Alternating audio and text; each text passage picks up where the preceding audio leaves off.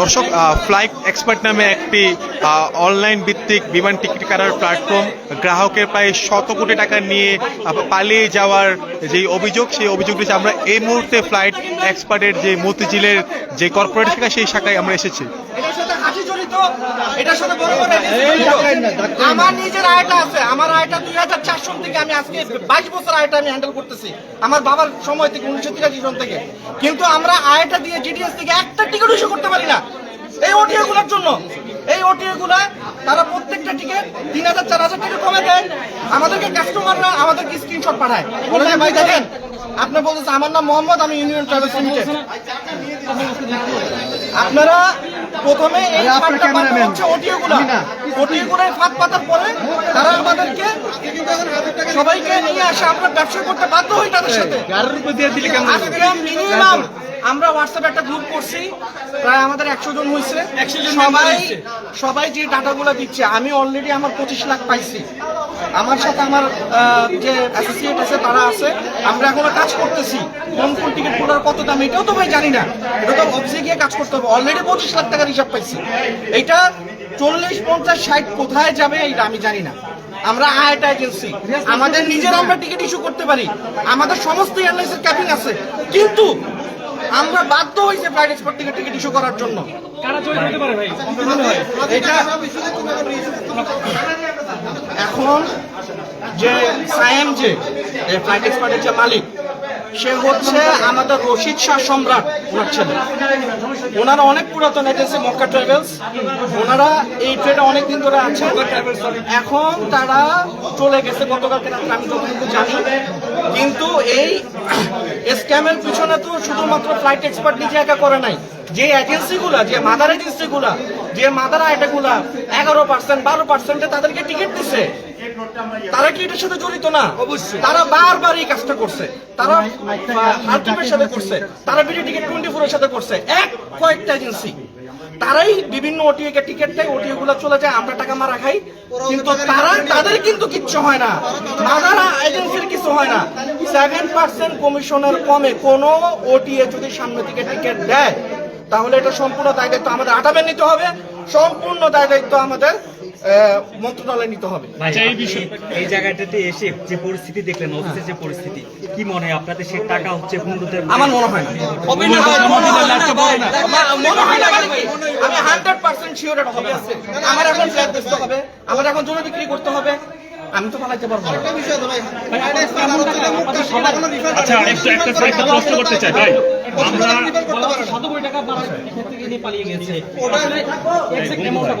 ভাইরা ভাই আমারই তো 30 লাখ আর আমার 10 লাখ। এখন আপনার যদি এইখানে যারা যারা আজকে উপস্থিত হয়েছে, তাদের হচ্ছে প্রায় 100 কোটির উপরে পার হয়ে গেছে 100%। হ্যাঁ, আর এইটার বাইরে B2C আছে, যারা নাকি ডাইরেক্ট টিকিট ইস্যু করছে তারা আছে। এটার বাইরে অনেক এজেন্ট আছে যারা দেশের বাইরে উপস্থিত মানে অবস্থান করতেছে, তাদের টাকাও আছে জানে না। এবং ফ্লাইট এক্সপার্ট তারা বিভিন্ন প্রবাসীর কাছে টিকিট বিক্রি করে, যেমন ধরেন কাতারে, সৌদিতে। আমি নিজে কাতারে ছিলাম অনেকদিন, আমি ওইখানে যখন ফেসবুক চালাই ওইখানে দেখি যে ফ্লাইট এক্সপার্টের অ্যাড, এবং ওইখানে অনেক প্রবাসী আমাকে দেখাইছে যে ভাই দেখেন আমি আপনার থেকে কম দামে টিকিট ইস্যু করছি, বাংলাদেশে টাকা দিচ্ছি। তো তাহলে ওরা তো এখনো আসে নাই, আমরা তো শুধু এজেন্টরা আসছি।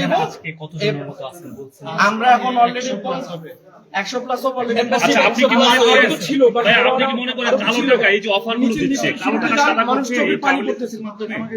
ভাই আমি একটা টিকিট পাইছি, মানে 1 লাখ টাকা যদি হয়, আমার টিকিটের দাম পড়ে 93,000 টাকা, 93,000 টাকা।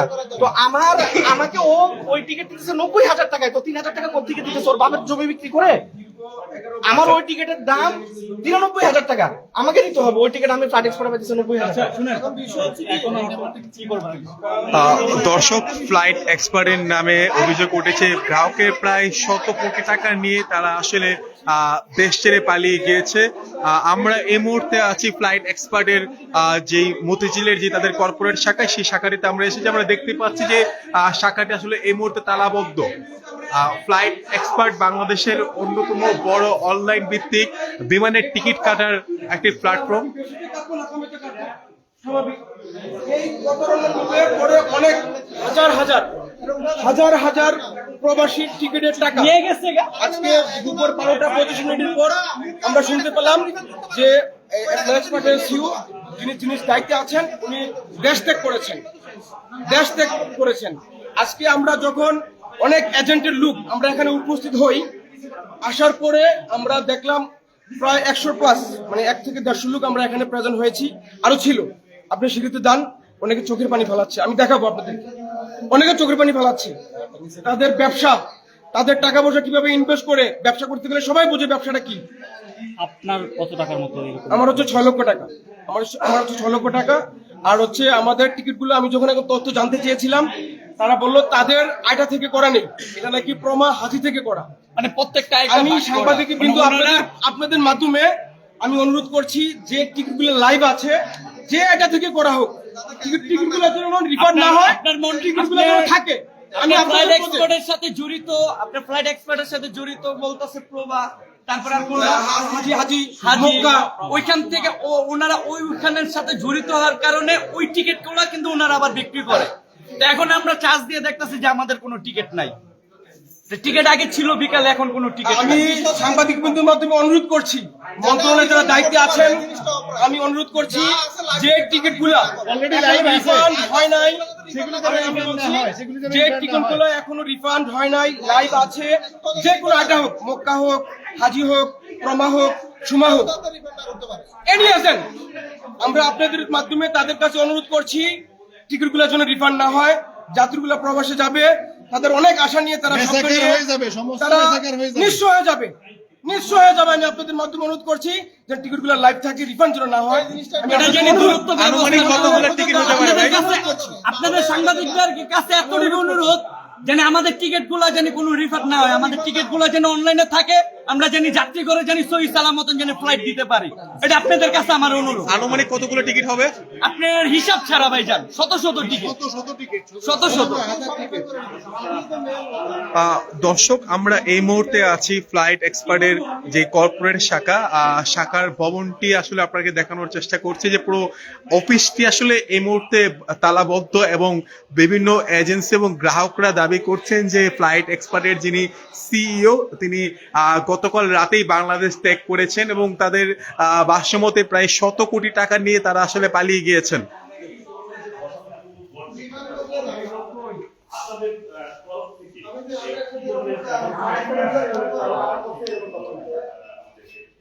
আমি